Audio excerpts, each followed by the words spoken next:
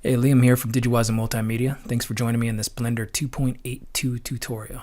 In this episode, we're going to be examining the software Substance Alchemist.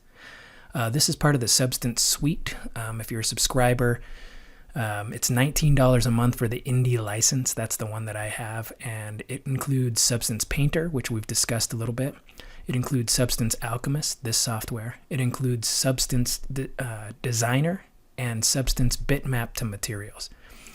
Some people might say that for $19 a month, that's kind of expensive. What's the reason for having it? Well, for me, if I can even save 1 hour or 2 hours or 3 hours a month, $19 is well worth it. So for me, the Substance Suite, now owned by Adobe, is totally worth it. So if you're thinking about getting it, if you're into 3D modeling or video game creation or any of that kind of stuff, to me, it's one of those tools that's well worth it. So today we're going to look at Substance Alchemist. And we're not going to be taking a full look at every single detail. We're going to take a pragmatic approach on how to create 3 different texture sets that we can use in a Blender scene. And then at the end, we'll examine the use of those texture sets in Blender. All right, so let's get going. First thing we do, we'll see this window when we go to Startup. I'm going to hit Create New. And then I'm just going to put 3 and make it easy. And now we're in the user interface. Okay, you name it whatever you want. It pays to make your textures named correctly so that you can find them later. I'm only putting the number 3 just to make it easier. Okay, cool. So this is what the user interface looks like. Let's start at the top. I'm not going to go through File, Edit, or Help. Those are obvious in almost all software. They're almost always the same.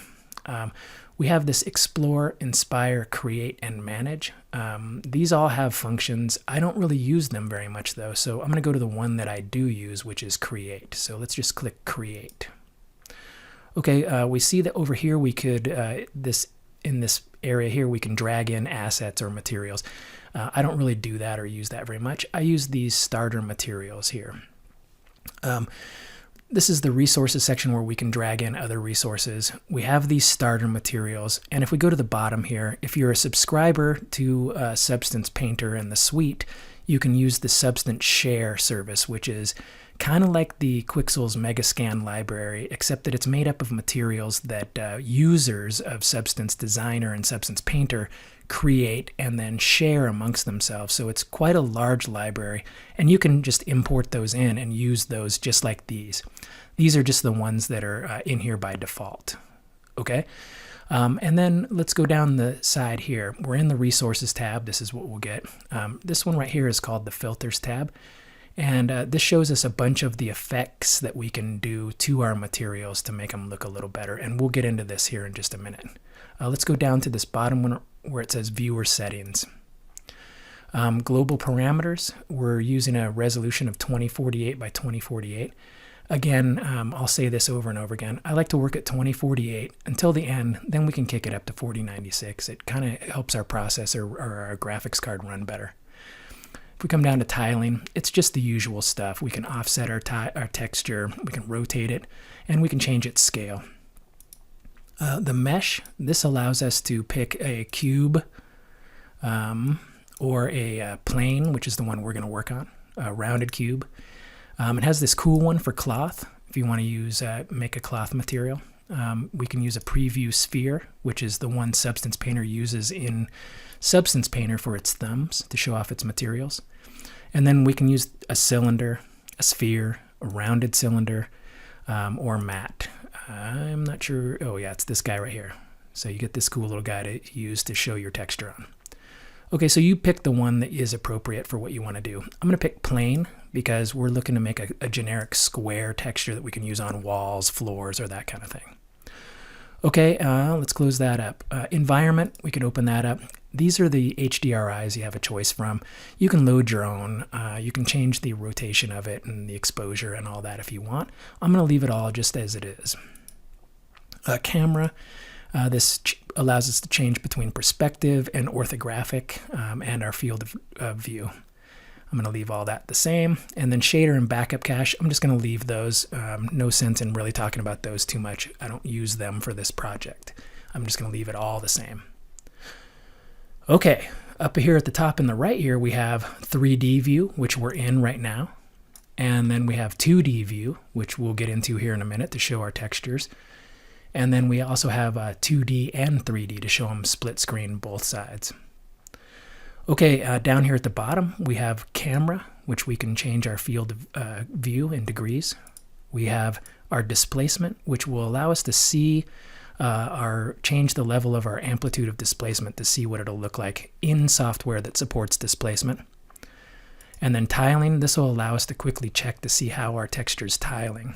And then finally, we have disable shadows if we wanted to disable the shadows to see what an albedo type material would look like. And again, an albedo is just our material with no shadow data so that we can use the 3D software of choice to generate the shadows from our lighting. Okay, so we're ready to rock. We have a plane that we're gonna build on. And so let's just get to it. The first thing we want to do is go right over here to the resources, kick that up, and we'll see we get these base materials. I'm going to just use these base materials because this is what you would most likely have if you're using a free preview or you decided to just jump in and subscribe. By the way, I think you can get a free preview or a free trial for a month or so from Substance Painter, from the Substance Suite, and I think you can also get an educational free version if you're a student or a teacher. So you might check into that. I find that the indie license for $19 a month, again, it's worth it to me to save the time. And it allows me to use all of these resources if I somehow found a way to do it, which I have not yet. You could use that to make up to $100,000 a year in revenue before you have to kick up to the next license. So to me, it's worth the $19 a month. If you're into 3D modeling and you really want to make your stuff look kind of a little bit next level, then you're going to have to start using some more professional tools. I love the free version I love that Blender's free, but sometimes you might have to add a little bit of money to make things go just a little better. So that's my philosophy. Okay, cool. So real quickly, we're going to come down to this one that says Raw Slate. I'm just going to left click it and drag it on. All right, and as you see, we've got Raw Slate. Now, once we did that, we now have two columns over here. This column on the right is our layer stack, and you can see we've added Raw Slate. This next column here to the left is Raw Slate, its basic parameters and controls. So you have all of these controls. We can change the highlight intensity. We can change the roughness to make it shinier if we want, or more dull. We can change its grain intensity, and then we have technical parameters. We have these for most of them, and we can change luminosity, contrast, and all this stuff. I'm just going to leave this the same. If you're following along in Alchemist, you can just try these out and take your time. I'm going to close this back up. Okay, so we have our Raw Slate. Now what we want to do is we want to turn this into a stone wall material. So the way we would do that is we come right over here to our filters, and then we're going to come down to the one that says Generator. If we open up the Generator tab, we can come down to the one at the bottom that says Stone Wall Pattern. All I'm going to do is left click and drag that on. Okay, there's our stone wall pattern. So it's pretty neat. Real quick, before we move any further, I'm going to talk about what we're doing here. And the way we're going to do that is we're going to come up here to the 2D view and kick into it. The 2D view allows us to actually view the set of maps that we're about to create, the texture set maps. So this is what our base color looks like so far.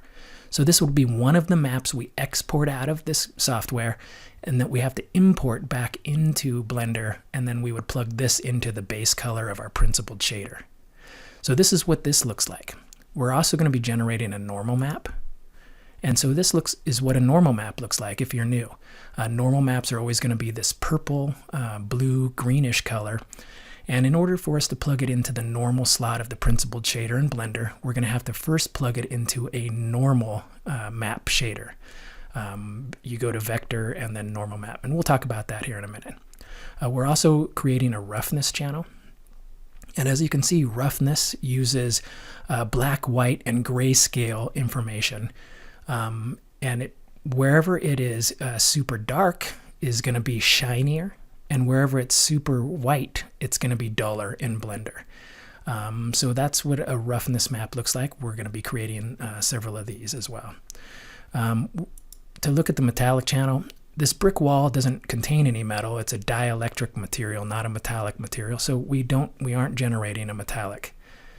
Height is going to give us, it's not going to change the actual geometry, as you probably know, but it is going to give us a fake bump, meaning wherever it's dark is going to be lower, and wherever it's white is going to be high.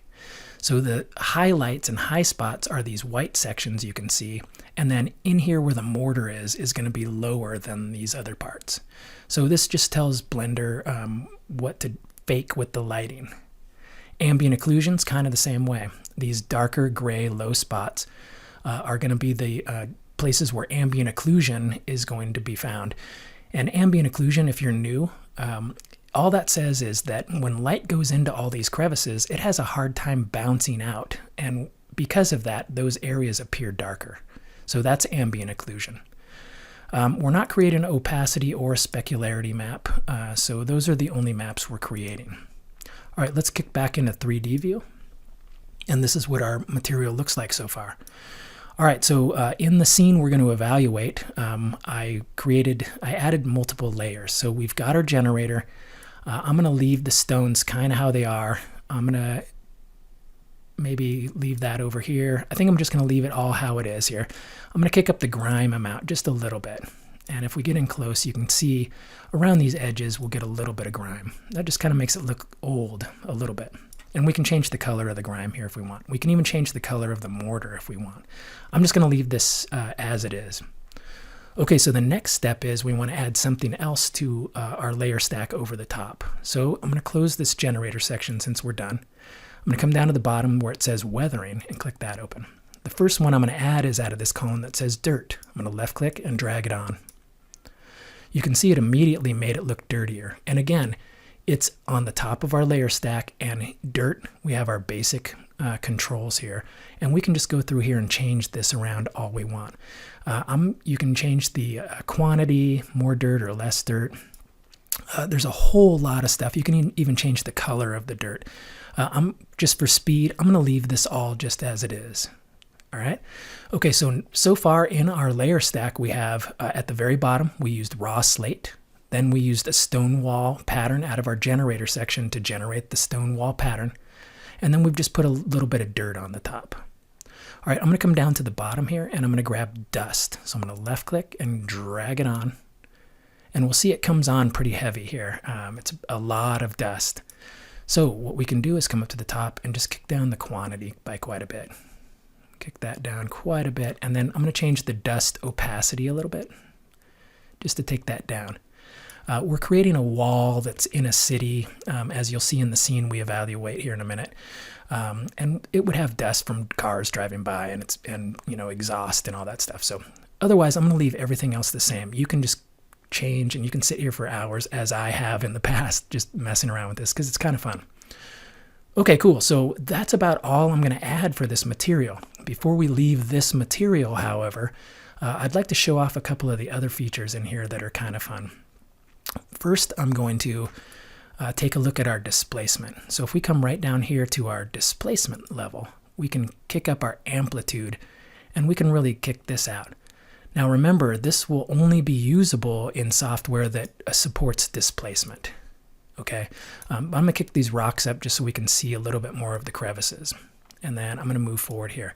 All right, so the first one that's kind of fun to play with is this moss splatter. So if we just left click it and drag it on, we'll see that it generates a bunch of moss, and it's kind of neat. We can come over here and change the spread of the moss. We can change its covering power, so it's not covering as much. Its growth variation, its scale, its elevation, all those kind of things. We can also change its growth method from, right now it's growing from the bottom of our texture, which is just in the cracks, or we can change it to from the top. And once we do that, in order to see it, I'll have to do the spread a little more. And now we can get moss that's growing kind of on the top of our rocks. Anyways, it's kind of cool. You might want to mess around with it. You can change the color of the moss if we wanted to. We can make it more of a kind of a brownish color and make it look however we want. Also in our generator, we could have made this look like cobblestone. There was a paver one. If we wanted to use a texture like this for a pathway that's made out of stone, we would have picked that generator, and then we could put the moss on there and make it look pretty cool. All right, so I'm going to leave the moss on here. I'm going to change the spread just a little bit. Let's change it down a little bit. We don't want as much moss. And then I'm going to come from the bottom. So it's coming out of the cracks here. And let's change the spread just a little bit.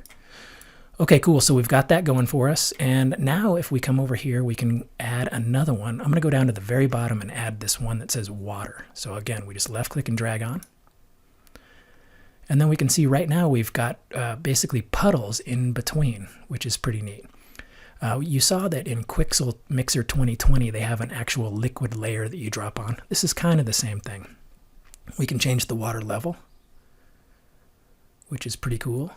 Maybe just make it look like it rained not too long ago. We can change the water's darkness, and we can change the edge wetness to make things look a little bit wetter everywhere else. Anyways, it's kind of a cool way to add some texture to stuff. It looks pretty neat. I'm going to go ahead and get rid of it though. So in order to get rid of things out of our layer stack, they have to be selected. They'll be highlighted, and you'll see it says water, water. We'll know it's selected, and then all we have to do is hit this garbage can. Okay, so I got rid of that, and then I'm going to leave the moss on while we do one more, and then we'll move on to the next texture. I'm going to go with this one, snow. If we left-click and drag it on, we can see that it adds snow to our scene. Now, we can increase the amount of fresh snow, which will kind of stack it up. I'm going to take that down just a little bit. We can add some melted snow, and then we can change the build-up, and then flakes intensity, and we can really make things look kind of cool, like maybe it's a frosty winter day, and our wall has a little bit of frost on it. Okay, so that's a quick tour through the weathering and how we just add stuff and keep adding stuff in the stack here. And that's all we're really going to do. Okay, so I'm going to get rid of this texture completely. If we wanted to export this texture, we would just click here, and we'll do that at the end. But first I want to show how we created the other two textures. So with snow selected, we just hit the garbage can,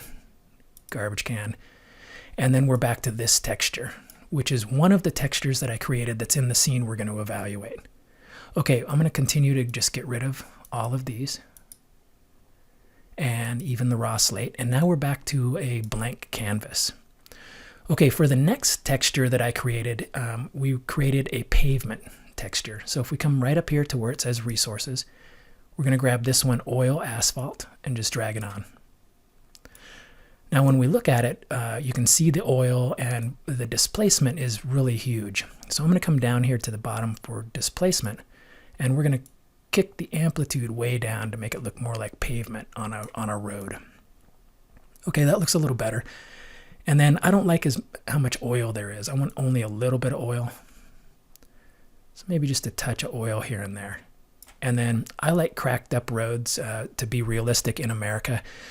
You'd think we have like perfect roads here, but we don't. They're all cracked up and potholed, and I guess it's because everybody's driving around too fast or something. But you can see the cracks in there. And that looks pretty good. I'm going to kick the cracks up pretty high. And then roughness, if we want this to again be smoother or duller, we can change all of this. Now it's not really going to matter here because we're about to add a wet layer, because the scene we're evaluating is basically supposed to be kind of after it might have rained or there's morning dew or something. Okay, so we've got our pavement here. First thing I'm going to add is go back to our filters, and then we're going to add in back to our weathering dirt by dragging and dropping. You can see that adds a little bit. I'm going to change the quantity down just a little bit, and then the opacity, which is down here, I'm going to change the opacity down just a touch. All right. Okay, and then we're going to add in dust next. Now, again, we see in our layer stack over here, we have oil asphalt was our prime material, and then we just added a layer of dirt over the top, and now we can just add dust over the top of that. Now, again, it comes in pretty strong, so we'll have to turn the quantity down. And then I'm going to turn the opacity down just a little bit. Okay, and we're starting to get a pretty decent looking texture here. And real quick, let's take a look and see what it looks like when we tile it. I'm going to kick it up to, say, 3 and 3. Okay, and we can see that it's not looking too bad. It might have a slight bit of patterning, but it's not looking too bad. In the scene we're going to use it in, we're only going to tile it. It's not even going to tile, so this will look good.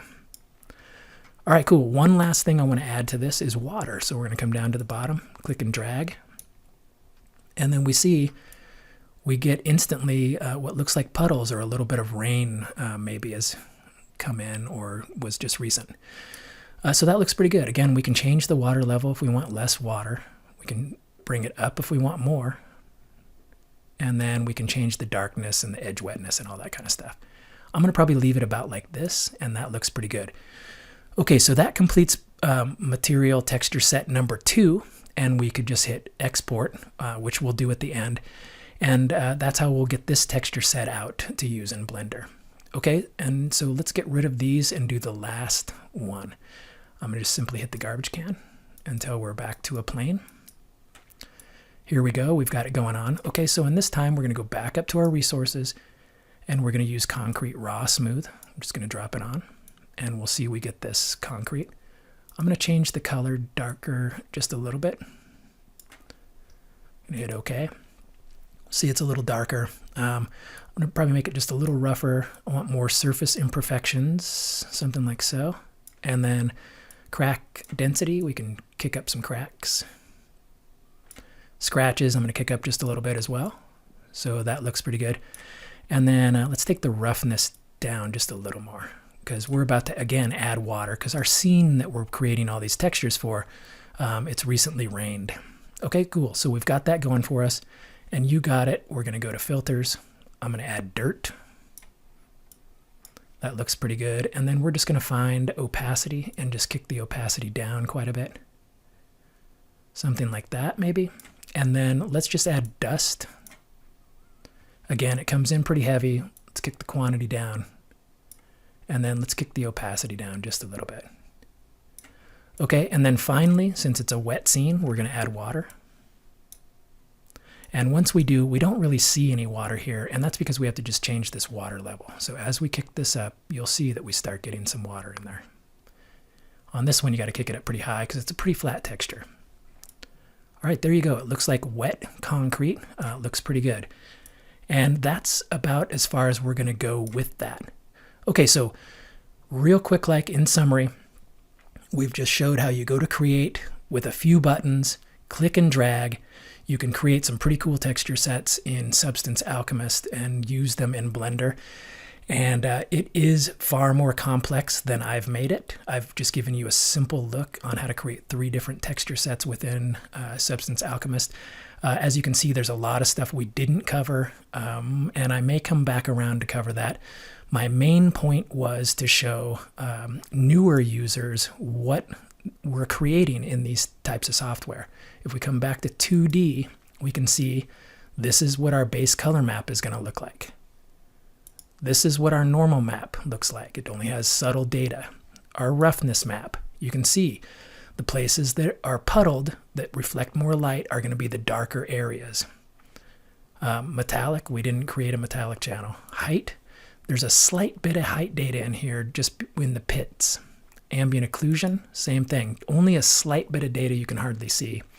And opacity and specularity level we didn't even create. Okay, so real quick like, I'm going to go back to 3D. Real quick like, once we've created each of these, we come right over here to export. And then it says export current view. And then we get this area here. Now, we created a base color, a normal, a roughness. We did not create a metallic. We did create a height, an ambient occlusion, and we didn't create either one of these. So I'm just going to turn those off. Format, I'm going to change it to PNG. You could pick TIFF or one of the other ones if you like. I'm going to pick PNG. Resolution, we can kick that up to 4096, which is what I like to work at, and scenes in Blender. If you're making this for a video game, they may want you to only keep it at 2048. So I would, just check what the needs of your video game engine. So I'm going to pick that 4096. Destination path is this folder, and just a little tip on this. I would name whatever your material is, I would pick your destination folder path first and then name it. And then when you hit enter, it's going to export it to that folder. Otherwise, it tends to want to make its own folder separate from the one you said to go to. So it's kind of an unusual part. I've had a little bit of trouble with that. Anyways, then you would simply hit export. It'll go to the folder you have, hopefully on either your desktop or wherever you store it. And then they'll be ready to use in Blender. All right, cool. So we're going to pop into Blender and take a look at this scene using these materials. Okay, here we are in Blender. We're in the Eevee render engine. I'm in full screen mode. By the way, it took me a little while to figure out how to get into full screen mode. It's Control Alt and Spacebar. Regular spacebar will start your animation if you have one going, but Control Alt Spacebar will get you full screen mode. All right, so let's take a look at this scene real quick. If we take a look around, you can see that I have multiple objects going on here. Here is the wall texture that we created. And then these other textures here are the wet cement. And then here is the wet pavement. And you can see how they look from various views. They look pretty decent. And as you can see, the road is only a simple plane. The wall that we created is only a simple plane. And since we're in the Eevee render engine and it doesn't support displacement the way the Cycles engine does, from the front view, when we're looking at it, the wall looks pretty good. But as we turn to the side, we'll see that we really have no displacement. You can see from the side there's no bump coming out.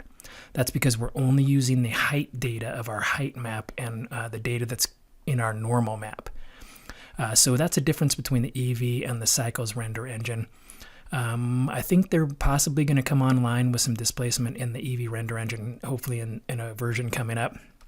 I know that the Unreal Engine supports in its real-time render engine displacement, so I'm hopeful that it's coming soon.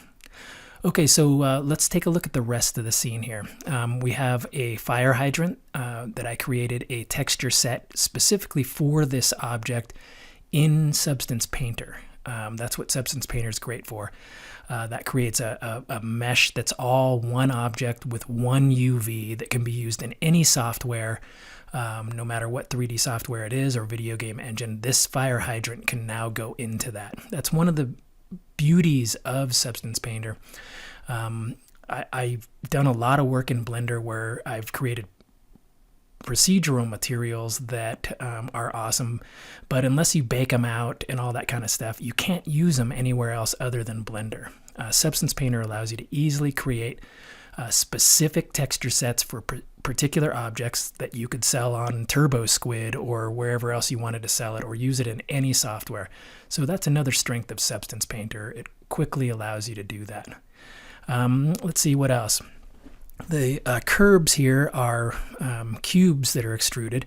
I gave a little bit of extra geometry so that I could kind of carve some dings out of them so they'd look a little better. Other than that, they're basically just plain cubes. The lower part of the gutter here is just, they're also cubes that have been extruded and flattened. The sidewalks themselves, they have a little bit of thickness, and the only reason they have some thickness is because I wanted the sidewalks, they're never usually perfect, so it's those kind of imperfections you can add that make your scene look a little better. You can see they're not even, they're a little off kilter like they would be. So that's why those are cubes and not planes. Same with the top here. This top edge, it's also an extruded cube, and that's because I wanted to have a little bit of extra geometry there. Also, this light post, if we look at the light post, it has no light in it because I wasn't going to be showing it, and it has no glass in it because it doesn't really matter. But the light post also was modeled in Blender and has a Substance Painter paint job. This is also an object that has, it's one object that has one UV that can be put into a video game engine or in any software you like. Okay. Some other things that I did here, you can see the lighting scheme that I have. There's multiple lights in here.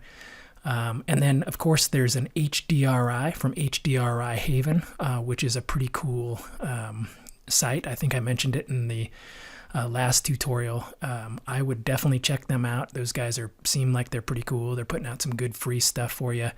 It's pretty cool. I've also added into the world settings, I've added a little bit of volumetrics so that we get a little bit of this fog effect. And then by putting a texture coordinate node and a mapping node, you can see how we can kind of almost get this anamorphic lens flare effect by just changing some of the settings there. Okay, cool. So let's hit Control Alt and Spacebar and go back into our regular settings here. All right, cool. So real quickly, we're in the Eevee render engine. You can see we're at Eevee. I've got this set to 350 samples. I was doing an animation with this scene earlier, and it was still, even with 350 samples with all this stuff going on here, it was still rendering a couple seconds a frame. So the Eevee render engine, in my opinion, is just awesome. Keep it up, guys and ladies at the Blender Foundation. You're doing great work. I have no doubt within a year or two, this is going to be one of the premier real-time render engines in the world. So good work there. Anyway, so we've got all this. I've set ambient occlusion, turned it on. There's a little bit of bloom in the scene just to give it a little glow from the lights. Screen space reflections are on. In this scene is different than some of my scenes. You can see that we have an irradiance volume and all that stuff. So we've baked our indirect lighting. That's what all these unusual things are here. And it helps in the render for our scene to reflect light properly. So I haven't covered that too much. I probably will cover that more coming up, but that's not the point of this tutorial. I also went into color management, and I believe I set it to very high contrast. It's kind of a dusk or morning scene, and I think it makes it look a little more filmic. Okay, cool. Let's go into some of these objects. I'm going to hit the wall, and you can see this is one of the textures that we created in Substance Alchemist, and we can see how we've done a little bit of stuff to fix this up. We have our base color. I put that into a brightness and contrast node before I put it into the ambient occlusion node, and that just went into the base color, and that goes straight out to the material. Here we have the roughness. We created that roughness map. We talked about that, and that just plugs right into the roughness of our principled shader, just like usual. Another thing you can do, sometimes the roughness is off and it looks a little unusual as it comes out of Substance Painter into Blender. And I think it's just the way the two softwares work together. If you have issues here and you still want to use this roughness map, but it's too shiny or something's wrong with it, in between here you could add a converter math node and set it to multiply, which I think it might be by default, and then make the adjustments, and it'll allow you a little bit of adjustment on your roughness map here. So that's a trick you could use. I didn't have to in this. This is what it looked like coming straight out of Substance Alchemist. Of course, then this is our height map, and it goes into a bump and goes right into the normal. And this is all just the same stuff I've been talking about in the last several tutorials. Again, here's the normal map. It goes into a normal map node, and then that goes into the normal slot of this bump, and then together they go into the normal slot of our principled shader. And then something that if you didn't know already, you can simply, I just clicked on one of these, hit Control T using the Node Wrangler add-on. And that creates this texture coordinate and mapping coordinate node. And then that allows me to change scale and rotation and all that stuff on all of these at the same time. Now, of course, you have to plug them into the vector to get that to happen. But once you do that, then we can change our scale, our rotation, and our location of this texture on this plane here. So that's pretty handy. All right, cool. Let's look at another texture we created. Let's look at the street texture. It's the same thing. I simply use that base color map into an ambient occlusion into the base color. We used our roughness map the same way. It came out looking good. I didn't need to adjust it by putting in a math node. And of course, these are all set to non-color other than the base color. This is all pretty standard stuff. We've talked about it quite a bit. Hopefully, it's penetrating in there and getting to be second nature if you're new. If you're intermediate or more advanced, you already know all this stuff. But okay, cool. And then we have our height map going into bump. We have our normal map going into a normal map node into the normal and then into our normal slot. I did the same trick where we just selected one of these, hit Control T to get these two nodes, plugged them into the vectors of all of these, and then that allows me to change the parameters of this street texture. All right, and finally we created this concrete texture. Let's get a little closer in here. The concrete texture, it's wet cement is what I named it. It's all the same stuff. So we were able to quickly create 3 textures, and it was only because I was talking that it took so long. I literally could make these 3 textures in Substance Alchemist in 10 minutes. And that is the beauty of the system. I spoke about saving time by spending money. If I can make 3 textures that look this good in 10 minutes, that is worth $20 to me. If the scene's important, for me, this is mainly just a hobby. But if you can make textures that look this good in 10 minutes, to me, it's totally worth it. To do this procedurally within Blender would take a long time if you could really even do it. So to me, $19 a month, it's a no-brainer. Okay. All right. So again, we put in an HDRI to light the scene. I've got multiple types of lights. If we look at our world setting, we can see what we did here. I've got the regular background going into a world output. This is the HDRI. Sephira Fontaine, I don't even know how to pronounce that, but this is one of the ones, again, from HDRI Havens. They have some really cool stuff. This is what it looks like. It looked good enough for me to use as the background again, because, in the background it kind of blurs out a little bit. It doesn't have to be that clear. So I just used it as the background, and it's lighting our scene, which is pretty awesome. And then again, you simply click on it, use the node wrangler, Control T will get you these 2 coordinate nodes, which is pretty awesome, saves a little bit of time. And then, as you might have saw in my volume tutorial on how to get volume in your scene, all I did was add a volume scatter into the world output, and I used a Musgrave texture to decide what it's going to be. And then if you look, like I said, you can see these bands of, you can really see it kind of right here. Hopefully you can. It'll probably come out weird looking as getting these things out of my screen capture software looking like they do on my screen normally is kind of unusual, but you can probably see that it starts to look like anamorphic waves of light coming through through some kind of volume. It gives us a little bit of thickness and density to our atmosphere that looks a little bit cooler. Okay, that's about all we really did to this scene. This is in the Eevee render engine. You can see it's moving very quick, very responsive, and even at the high number of samples that I have at 350, this scene was rendering pretty darn good. In fact, as I leave, we'll show you how fast it renders out. I'm going to hit 0 in the numpad, and then I'm going to hit render as we leave this video. So it's render. Let's render animation, and we'll see how fast this is going. It's going to take a second for it to kick up.